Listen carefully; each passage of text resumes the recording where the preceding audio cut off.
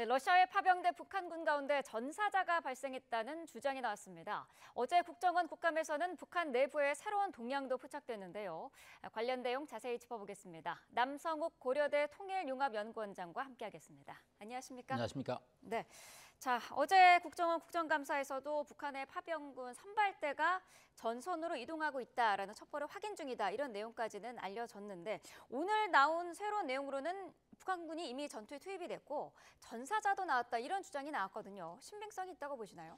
일단 전투에 투입되는 과정에 있다는 표현은 좀 정확하고요. 네. 전사자가 나왔다라는 표현은 조금 확인이 필요할 것 같습니다. 네. 저 북유럽 러시아 인근에 있는 리투아니아라는 나라가 있는데 그 나라의 NGO입니다. 블루엘르라고. 네. 거기 오만 대표가 이제 북한군 전사자가 나왔다라는 표현을 썼는데 네. 사실은 이 러시아 군복을 전부 입거든요. 그렇죠. 그 동양계는 또 브라트라고 그래서 몽골계 원주민입니다. 러시아 신분증을 가지고 있죠. 사실 유럽 입장에서 이 동양계 사람들을 정확하게 구분하는 것은 쉽지는 않다고 봅니다. 그렇기 네. 때문에 전사자가 나왔다라는 표현은 브라트계 원주민 러시아군의 사망과 현재 좀 구별을 해야 될 것으로 보입니다.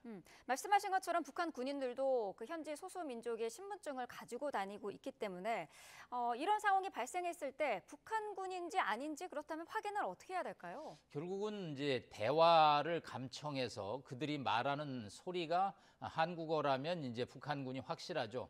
만약에 이제 사망자는 결국은 이제 군복을 벗겨보고 또 네. 여러 가지를 조사를 해야 될 것으로 보입니다. 왜냐하면 이들이 신분증은 다 러시아군 신분증을 갖고 있기 때문에 네. 단순히 외모만 가지고 브라트인과 북한군을 구별하는 것은 현재로서는 용이하지 않고요. 또 이런 것이 뭐 대량으로 이제 사망자가 나오면 북한군의 증거가 식별은 가능할 것으로 보입니다. 네.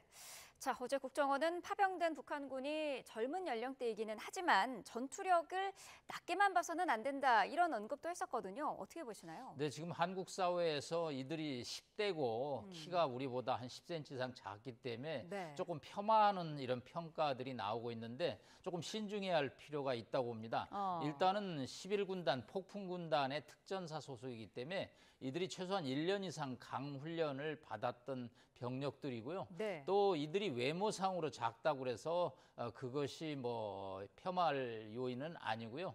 여전히 이제 위협적이고 또 12,000명 정도가 현지에 상주를 해서 무기를 사용하기 시작한다면 네. 이들의 여러 가지 전력도 만만치 않기 때문에 단순히 어리다, 키가 작다 이런 요인만 가지고 북한군을 과소평가하는 일은 좀 신중해야 할 것으로 보입니다. 그러면은 우크라이나 군의 어떤 뭐 부담이라든지 그런 상황이 될 수도 있는 거겠네요. 그렇습니다. 일단 지금 현재 우르스크가 이제 러시아 영토죠. 거기에 이제 우크라이나군이 지난 추석에 공격을 해서 한 3만여 명의 병력이 이제 주둔하고 있습니다. 네. 그리고 또 러시아군도 한 3, 4만 정도가 주둔하고 있죠. 그래서 양측이 지금 이제 균형을 맞추고 있는데 만약 북한군이 11,000명 주둔이 끝나고 전투 대용으로 해서 우크라이나군을 공격한다면 이거는 이제 힘의 균형이 이 지역에서 무너지고 우크라이나군에게 피해가 발생할 가능성이 크기 때문에 네. 젤렌스키 정부를 비롯한 우크라이나 당국에서 상당히 이 문제에 지금 고심을 하고 있는 것입니다. 네.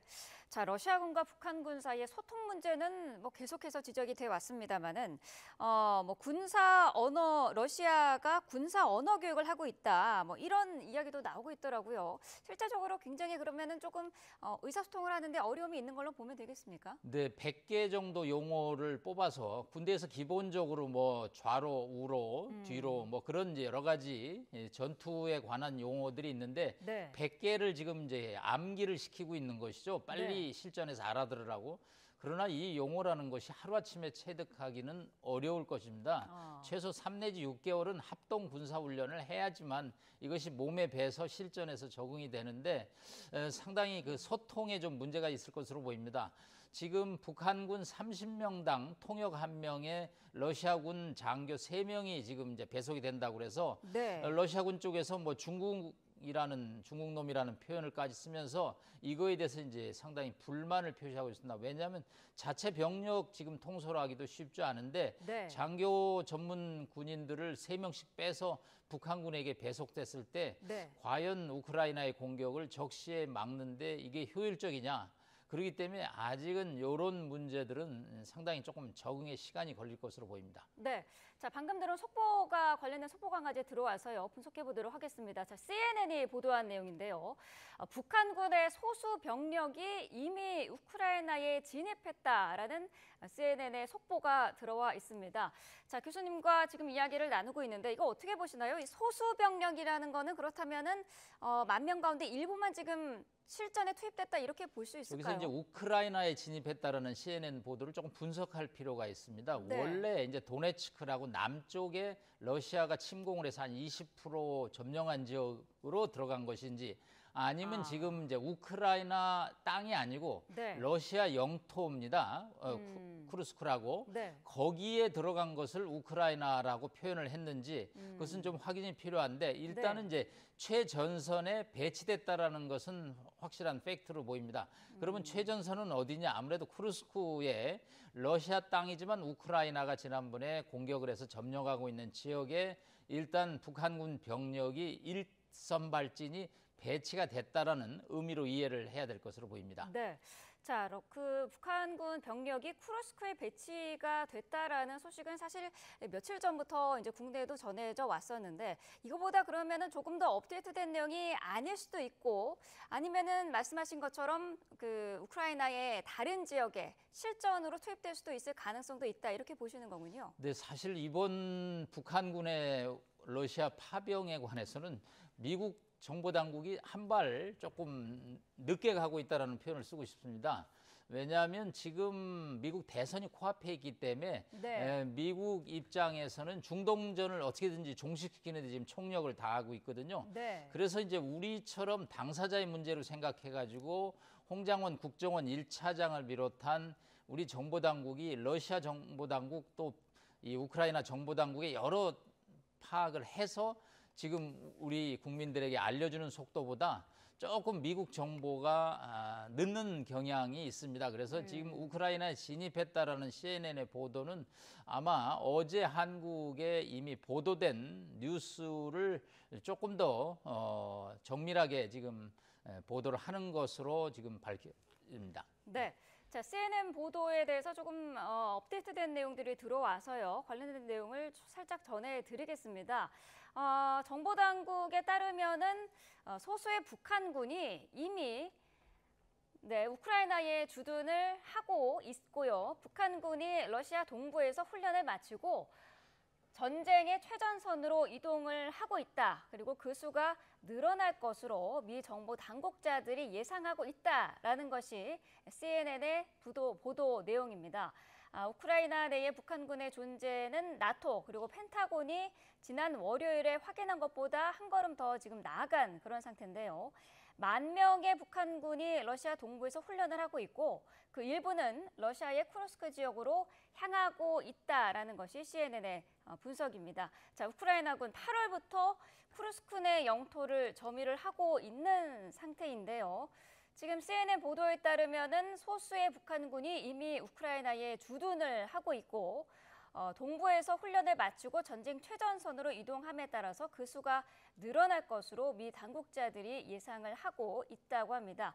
자, 교수님, 이미 소수의 북한군이 우크라이나에 주둔을 하고 있다. 이 표현은 어떻게 봐야 될까요? 네, 진입이냐 주둔이냐 뭐 거의 이제 시간차가 있지만 뭐 들어갔다라는 표현이죠. 네. 근데 이제 지금 조금 전에 말씀드린 대로 이것이 우크라이나 본토에 즉 도네츠크라든가 남부의 우크라이나의 그 빼앗긴 지역에 들어간 것인지 네. 지금 최전선에서 가장 극렬하게 대립하고 있는 쿠르츠크에 간 것인지 요것이 조금 좀 확인이 필요한 상황인데 네. 저희 시청자들 입장에서는 일단 북한군의 최전선 일대 병력이 쿠르스크 전선 즉 우크라이나 군과 마주보고 있는 지역에 네. 시작을 했다. 이렇게 이해를 하시면 정확할 것 같습니다. 네. 자, 어쨌든 지금까지 나온 내용으로는 소수 병력입니다만은 북한군이 지금 한 10,000명 정도를 투입하는 것으로 알려지고 있기 때문에 더 많은 북한 군 병력이 그 접경 지역으로 배치될 가능성이 높은 거죠. 네, 당연하죠. 뭐 아무래도 용병이라는 표현도 쓰고 러시아가 지금 가장 어려운 지역이 쿠르스크입니다. 왜냐하면 네.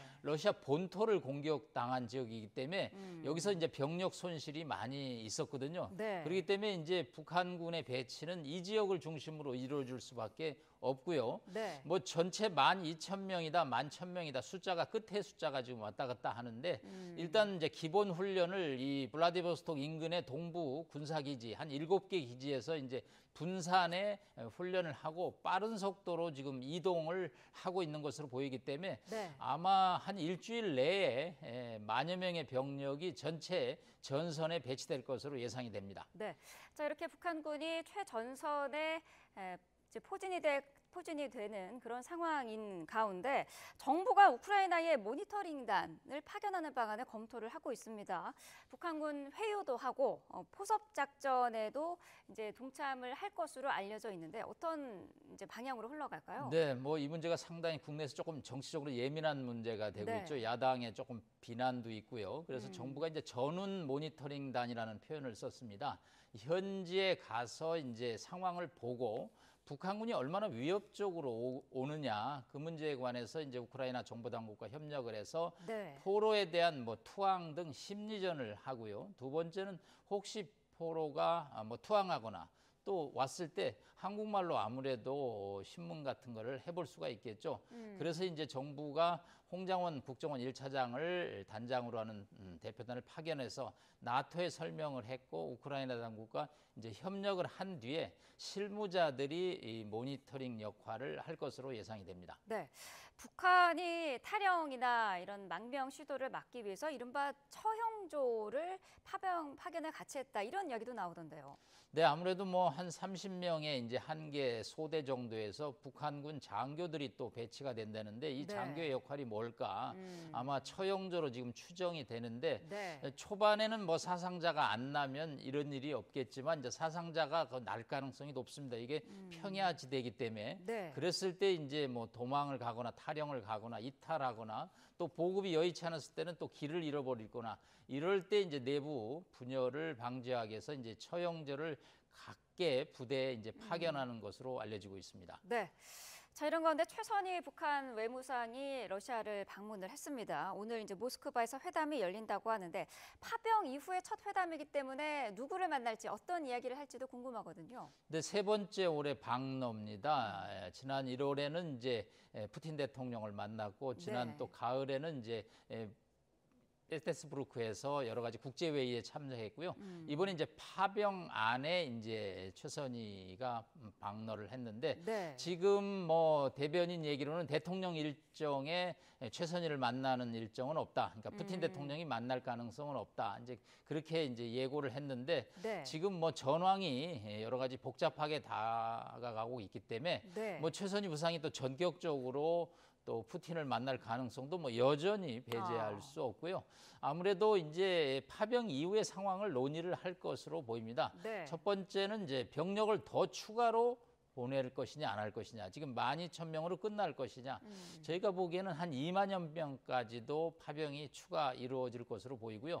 또 미국 대선 이후에 이 우크라이나 종전에 대해서 논의를 할 수 있을 거고 가장 중요한 건 러시아로부터 군사기술을 어디까지 언제 받을 것이냐 이 문제가 이제 또 핵심이 될 것으로 보입니다. 네, 말씀하신 그 러시아로부터 받을 만한 그 반대급부에 대해서 핵잠수함 기술을 받을 수도 있다 이런 얘기도 나오던데요. 네, 뭐 1차적으로 논의되는 것 중에 하나가 정찰 위성 기술입니다. 네. 지난해 이제 북한이 실패를 했는데 네. 이거에 대해서 관심이 많고요. 두 번째는 지금 말씀하신 핵 관련 여러 가지 기술이죠. 여기에는 이제 ICBM 대륙간 탄도미사일 기술도 포함되고요. 말씀하신 핵 추진 잠수함 기술도 포함되고요. 네. 하여튼 북한으로서는 러시아로부터 받아야지만 대미 압박을 가하는데 유용한 군사기술인 것으로 평가가 되고 있습니다. 네. 자, 어제 국감에서 북한 내부의 동향에 대해서도 여러 가지 이야기가 나왔습니다. 교수님도 앞서서 2만 명까지도 파병할 수 있다라고 얘기를 하셨는데 지금 북한 내부의 상황이 파병의 이 소문이 퍼지면서 굉장히 여기에 대해서 걱정도 많고 좀 반발이 있는 것으로 알려지고 있거든요. 좀 뭐 휴대전화 사용도 금지시키고 있다고 하는데 여기에 대해서 주민의 내부 동향은 어떻게 보고 계시나요? 네, 아무래도 뭐 민심이 흉흉하겠죠. 일단 러시아로 간대더라. 왜 가지? 네. 뭐 일하러 가나? 아니다. 전쟁에 참여하러 간다. 뭐 용병이다. 아, 그러면 사망자가 나올 가능성이 클 텐데 뭐 가족들은 정말로 걱정이 될 수밖에 없기 때문에 일단은 사회 통제를 할 수밖에 없고 그 통제 중에 일환이 결국은 휴대폰 사용을 전격 금지하고 네. 파병 군인들의 가족을 아마 격리를 시켜서 이러한 소문들이 확산되는 것을 막을 것으로 보입니다. 다만 이제 이게 추가 파병이 이루어지고 전사자가 발생하면 이런 민심 통제가 과연 가능할 것이냐. 그것은 이제 한계에 부딪힐 수밖에 없고 지금 지난 8월에 압록강 수해로 1,500명의 이재민이 났고 네. 여러 가지 사망자가 난 상황에서 지금 수해 복구도 잘 안 되고 지금 가을에 또 북한의 수확철인데 네. 군인들이 나가서 많은 농사 수확을 해야 될 때 군인들이 대규모 해외로 나간다. 그것도 전선으로 간다라는 소문은 김정은 체제에 상당한 위협이 될 것으로 예상이 됩니다. 네. 자, 그런 상황을 인식해서일까요? 김정은 위원장이 암살 가능성을 인식을 해서 경호 수위도 굉장히 높였다고 해요. 네, 뭐 최근 중동 전쟁에서 이스라엘의 공격에 의해서 하마스 지도자들이 살상되는 것을 보고 네. 상당히 두려워하겠죠. 아. 그래서 여러 가지 이제 내부 불만을 잠재우는 과정에서 통제를 강화하고 있습니다. 특히 이제 휴대폰이 요즘은 상당한 이 전파를 이동하기 때문에 네. 휴대폰 사용에 따른 전자파 제밍 장치도 도입을 했고요. 아. 또 여러 가지 내부 감시, 전자기술, 그래서 중동에서 일어났던 이스라엘의 어떤 공격 사례들을 정밀 분석해서 네. 경호 수위를 매우 최고 단계로 지금 높이고 있는 것으로 보입니다. 네. 자, 김 위원장의 딸 김주애에 대해서도 언급이 있었습니다. 뭐 그간 공식 석상에서 워낙 자주 노출이 됐던 인물인데 김 여정과 최선희로부터 보좌를 극진히 받더라고요. 네, 뭐 최선희 부상이 장관인데 장관에도 뭐 이렇게 고개를 숙이고 이렇게 보좌를 했고요. 네. 또 뭐 러시아 대사하고도 얘기할 때 최고급 의전을 이제 하고 있습니다. 또 과거보다 좀 키가 커가지고 이제 네. 뭐 옆에서도 딸보다는 뭐 퍼스트레이디의 느낌을 주는 그런 위상을 보고 있습니다. 뭐 지위는 격상됐고요. 네. 이 향도라는 이제 표현을 쓰고 있음으로써 여러 가지 대회에 주목을 받고 있습니다. 뭐 국정원에서도 이제 후계자 가능성이 높다라는 표현을 썼지만 네. 뭐 김정은의 지금 나이가 40대 초반이기 때문에 뭐 김주애가 내일 모레 대를 이어서 뭐 4세대 지도자가 된다는 것은 아직은 조금 이른 판단이라고 볼 수 있겠습니다. 네. 자, 이런 가운데 어제 우리나라 대통령과 우크라이나 정상이 통화를 했습니다. 대표단을 이제 양국에 교환을 하고 후속 조치를 조율한다 이렇게 이제 합의가 됐는데 어떤 활동들을 할까요? 네, 통화를 했는데 이제 가장 큰 팩트가 이제 젤렌스키 대통령 입장이 특사를 파견하겠다는 거죠. 네. 예, 특사가 오면 정보 교환은 기본이지만 다음에 이제 우리한테 요구 사항이 나올 것으로 보입니다. 일단은 이제 방어용 무기, 공격용 무기라는 구분을 하고 있는데 네. 뭐 지뢰를 제거한다든가 기본적인 인도적 지원 물품은 저희가 공급을 하는데 일단 우크라이나 측은 지금 공격용 무기를 강력하게 요청을 하고 있거든요. 네. 천궁1이라고 그래서 이제 전투기를 요격하는 미사일 시스템이 있고요. 천궁2라고 그래서 한국형 패트리어트 미사일 시스템입니다. 요거는 이제 러시아의 미사일을 요격을 하는 것이죠. 그리고 뭐 K2 전차, K9 자주포 등 한국의 방산 물품이 우수하기 때문에 네. 우크라이나는 지금 쿠르스크에서 러시아군을 더 공격하기 위해서는 이런 무기를 이제 요청할 텐데 이 무기는 뭐 어제 윤석열 대통령도 단계적이라는 단어를 썼습니다. 네. 뭐 이런 것을 한 번에 주겠다라고 저희가 결정할 수는 없고요. 일단 11월 5일 미국 대선 이후에 아마 우크라이나의 어떤 휴전 종전 문제가 조금 급물살을 타게 되면 네. 또 북한군이 얼마나 추가 파병을 해서 또 위협을 하고 또 실전 경험을 쌓아서 우리에게 위협이 된다면 이 단계에 해당되기 때문에 1차적으로 뭐 공격용 무기의 가능성도 거론될 수 있지만 이 특사가 온다고 해서 우리가 언제 이런 공격용 무기를 제공하겠다라고 표현하기는 우리 정부에서는 쉽지 않은 결정이라고 볼 수 있겠습니다. 네. 또 미국 워싱턴에서는 현재 시간으로 30일 한미 국방장관 회의가 열리는데 아무래도 그 북한군의 파병 이야기가 나오겠죠. 네, 그렇습니다. 일단은 뭐 국제 질서를 위협하는 행위라고 그래서 바이든 대통령도 very dangerous라는 아주 위험한 행위라는 표현을 썼기 때문에 네. 한미일 3국이 이거에 대해서 이제 여러 가지 공조를 하고 또 한미 국방장관 회의를 통해서 이 문제에 대한 이제 공동 조율을 하고 무기를 이제 어디까지 결국은 보낼 것이냐. 네. 사실은 이번에 북한군 파병 이후에 워싱턴에서 나온 표현 중에 하나는 에이브람스 전차 파괴용 미사일 등 여러 가지 공격용 무기의 사용에 제한을 두지 않을 것이고 북한군이 병력으로서 전투에 나선다면 북한군도 공격 대상이 될 것이라는 표현을 썼습니다. 네. 그래서 한미 국방장관 회의에서 어떤 종류의 무기를 지원할 것인가도 아마 가닥을 잡을 것으로 보입니다. 네, 알겠습니다. 여기까지 듣도록 하겠습니다. 남성욱 고려대 통일융합연구원장과 함께했습니다. 고맙습니다. 감사합니다.